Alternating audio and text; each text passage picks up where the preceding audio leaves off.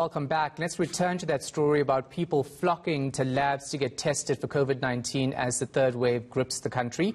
We can speak to the Gauteng area manager for the National Lab Services, Bahule Motlonye. Bahule, thanks for your time. Hopefully you can hear me now. I was looking at those national numbers for the tests that were conducted, just over 36,000. I know you're focusing on Gauteng.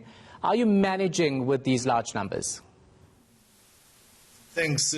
Greetings to you and your viewers. Thanks for having us. Yes, so far, I think if you look at it, because the numbers are divided it's announced by the minister on a daily basis, is for both public and private. But on the public side, we're starting to see an increase in the last week. We've been averaging, basically in terms, we've been coping with the numbers because they were actually half of our capacity which we have. But now we're seeing that by the week ending Sunday last week, we've seen the rise to, almost to 7,000, 8,000 numbers. So it's an indication that now the numbers are increasing also dramatically into the lab side as well.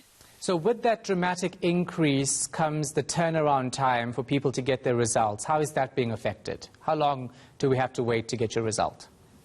So far, the turnaround time has not been affected. We are coping so far. It will depend how the numbers increase. I will say if we look at the second wave, we've managed to cope very well compared to the first wave. There are a number of factors which are attributed to our managing well on the second wave because we did increase the testing capacity. Additional resources like staffing was increased. The availability of reagents within our means was available, and also we improved logistics. So with those key issues I've just indicated, we are ready. And we'll see, depending, because it's a difficult thing, we don't know what to expect. But so far, we are doing well, and we'll take it at a day at a time.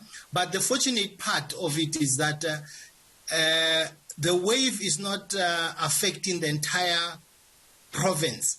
And even if it can increase dramatically with Gauteng, we have that capacity of diverting work to the sites like KZN, which is still not entered the third wave, Eastern Cape and all that. So we still have that backup capacity, which is comforting for now.